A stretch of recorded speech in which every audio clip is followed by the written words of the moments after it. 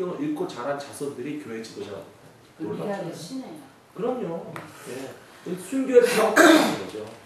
토마스 목사님은 뭐 한 게 뭐 책 내밀고 칼 맞이 죽은 것밖에 없는데 선교사로서 그래도 복음이 전파되는 것을 보면 선교의 사명에 순종한다는 것은 하나님이 씨를 뿌린 대로 진짜 열매 맺게 하신다 라고 하는 것을 알 수가 있습니다. 예. 아이들한테 벽지로 성경을 좀 발라서 붙여보시고 얘기가 끊어졌잖아. 장애인 선생님 한국 장애학자라는 사람이 학사집을 비하하는 건데 거기서 우리나라에 처음 어린 보감을 만들었어요. 이게 한국으로 잠복이.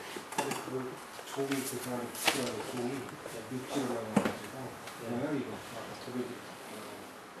좋아요 저야들은 자기 힘이 좋아하고 종이 지금 방문했는데 방해인을 갖고 필사를 해서 그 책이 나와요.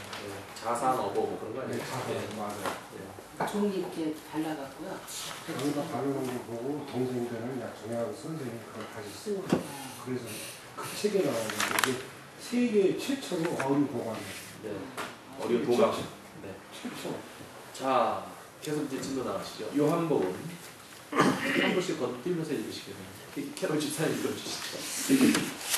에? 요한복음. 요한복음은 모든 인류를 위해 기록되었습니다. 요한은 예수님 모습 가운데 특별히 하나님의 아들이신 예수님을 가르쳐 주려고 했습니다. 그는 시간, 공간, 죽음도 초월하시는 예수님을 그리면서 기적을 통해 예수님께서 하나님의 아들이심을 보여주고자 했습니다. 네, 감사합니다. 요한복음의 초점은요, 예수님은 하나님의 아들이시다. 하나님의 아들이신 예수님. 우리 수요일날 요한복음 쭉 하다가 지금 잠깐 멈췄잖아요. 사순절 되면 다시 계시하다고 사사기로 잠깐 넘어갔는데요. 요한복음을 읽으시면서 우리가 자꾸 주목하게 되는 것은 하나님의 아들이신 분으로서의 예수님을 초점 맞춰서 기록하는 것이 요한복음 하는 것을 아실 수가 있어요. 거기 정리된 그 표에 있는 답을 채워드릴게요. 마태복음은 유대인을 대상으로 해서 쓴 책이고, 메시지는 역시 다윗의 자손으로서 왕이신 예수님을 강조하고 있다는 거예요. 그 다음에 마가복음은 누구를 대상으로 썼다고 그랬지 아까? 이방인 이방인 로마인은 로마 사람들을 대상으로 해서 썼고, 그 대신 어떤 예수님을 그리고 있습니까? 섬기러 오신 예수님, 혹은 종이신 예수님, 고난의 종 예수님. 마가복음을 보시면 그런 예수님의 그 주제가 더 부각되어 있습니다. 누가복음은 누구에게 썼다고요? 특별히 데오빌로라고 하는 사람에게 썼지만은 헬라 문화를 배경으로 가진 사람들을 대상으로 해서 썼고, 그 다음에 누가복음에서 나오는 예수님의 모습은 어떤 모습인가요? 인류를 위한 완전한 복음을 인류 복음. 구원을 위한 복음. 인류 구원을 위한 복음을 쓰고 있으면서 인간이신 예수님, 인자라고 하는 표현이 나오잖아요. Son of Man, 사람의 아들, 인자라고 하는 표현이 사람이 뭐 온유하다, 인자스럽다가 아니라 사람의 아들, Son of Man이라고 하는 뜻에서 인자이신 예수님을 그리고 있고요. 요한복음은 누구에게 쓴 편지입니까? 모든 인류에게 받아보도록 쓴 편지고, 메시지는 하나님의 아들이 예수님을 가르치는 하나님의 아들이신 예수님을 초점 맞춰서 강조하고 있다. 이렇게 기억해 보시면 되겠습니다. 다음 페이지 넘어가시면 정리해 봅시다. 신약은 모두 몇 번이요? 27번이고요. 예수님의 행적을 전하는 복음서, 4복음서 나왔고요. 그 다음에 마태, 마가, 누가 세 개의 복음서만을 가르쳐서 뭐라고 부른다고요? 공관복음. 시납틱 가스펠. 공관복음이라고 그러고요. 그 다음에 그리스도의 지상명령인 복음 전파를 기록하고 있는 선교 역사서는 사도행. 신약성경의 유일한 역사서가 사도행전입니다. 그 다음에 이제 5가로 넘어가겠습니다.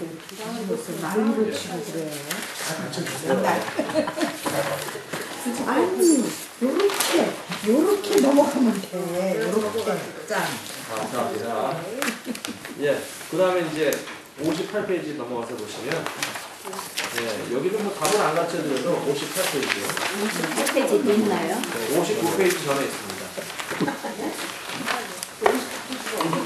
58페이지 하나씩 넘기려니까. 이렇게 펴시고 한 장씩 팍팍 넘기세요. 5관인데. 예, 5번 첫 번째 페이지 보시면 여기는 뭐 별로 정답을 안 가르쳐드려도 정답이 다 나와 있어요. 그 밑에 예수 그리스도의 탄생과 성장 바로 해놓고 밑에서 답 써놓는 사람도 참 책 만든 사람도 재밌는 사람이고 그 밑에 답이 있어요. 그리스도의 탄생과 성장. 그게 답입니다. 저 위에도 예수 그리스도의 뭐예요? 동정녀 탄생. 그게 답이에요. 동정녀 탄생. 59페이지로 보시면 그래서 답을 별로 가르쳐드리는 게 의미가 없고요. 예수님의 탄생과 성장이 복음서에 나오는 주요 내용이죠. 근데 재미있는 것은 예수님의 족보는 마태복음에 나오고 누가복음에 나옵니다. 근데 족보의 내용이 조금 달라요. 우리들 족보도 마찬가지죠. 저도 저희 아버지 우리 가문의 족보를 보긴 봤는데 뭐 봐도 사실은 별 의미가 없더라고요. 맨 조상님들 친척들 이름밖에 안 나오는데 이게 뭐 하자고 있는 책인가 싶긴 한데요. 마태복음의 족보는 어떻게 돼 있나요? 시작이 누구예요? 아브라함. 네, 아브라함부터 시작하죠.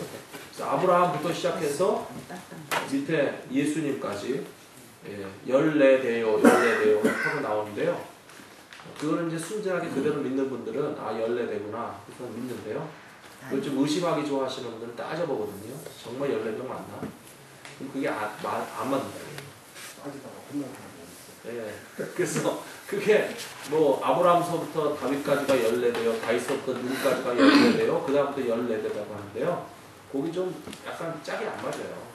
그래서 그거는 무슨 뭐 성경을 억지로 끼워 맞추기 위해서 쓴 게 아니라 이스라엘 사람들의 이 사고방식이 숫자를 맞추는 걸 좋아해요.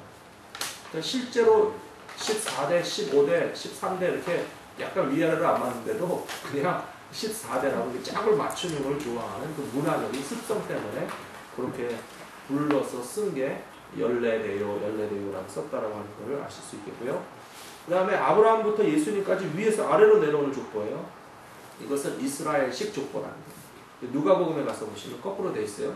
예수님으로부터 시작해서 이제 거꾸로 올라갑니다. 올라가는 누가복음의 족보는 그게 바로 헬라 문화의 영향을 받은 족보라고 합니다.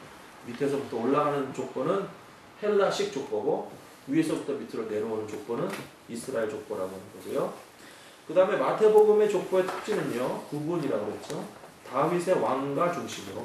그래서 왕손이 누구였고 왕의 왕위가 누구에게 계승되었는가 하는 거를 따라서 쭉 흘러내려오는 게 마태복음의 족보입니다. 그러다 보니까 사실은 친아버지나 친할아버지나 진짜 이 직계 혈통이 아닌데도 불구하고 왕들의 이름을 따라오다 보니까 중간에 좀 삐까는 데가 있어요. 근데 누가복음에 가서 보시면 이 마태복음의 족보랑 순서가 중간에 좀 다른 사람이 나와요. 그것은 결국은 왕의 이름이 아니라 진짜 아버지, 할아버지, 증조할아버지 지대로 따라 올라간 게 누가복음이라는 거죠. 그러니까 누가는 그만큼 과학적인 사람이고 정확도를 요청하는 사람이고 혈통이라고 하는 것은 그 직계로 따지는 게 맞잖아요. 뭐 큰할아버지나 삼촌 이름 따라 올라가는 거는 자기 족보가 아니고 이게 관계잖아요. 그 직계로 따라 올라가는 게 누가복음의 족보다. 굳이 왕의 이름을 예수님의 족보에 억지로 끼워넣으려고 하지 않았다 하는 것을 아실 수가 있겠고요. 그러므로 마태복음의 족보의 주제는 다윗의 자손으로서 오신 이스라엘의 메시아. 이스라엘 사람들에게 마태가 강조하고 싶었던 것은 이 다윗 왕의 혈통을 그대로 물려가는 이 왕족 중에서 이 왕의 계보를 가운데서 태어나신 분이 예수님이다라고 하는 것을 강조하려다 보니까 사실은 직계도 아닌데 뭐 큰할아버지나 작은할아버지를 왕이니까 끼워 넣어가지고 예수님 족보에다가 집어넣고요. 누가복음 같은 경우에는 온 인류의 구속자로 오신 예수님이시기 때문에 어디까지 올라갑니까? 아담. 예, 아담까지 올라가고 그 이상은 하나님이라고까지 누가복음에서는 이 족보가 하나님까지 꼭대기까지 올라가요. 그래서 결국은 온 인류의 구속자로 오신 예수요 두 번째 아담으로서의 예수님을 강조하고 있다. 그러니까 아담의 후손이면 온 인류잖아요. 그래서 누가복음에서 강조하는 족보의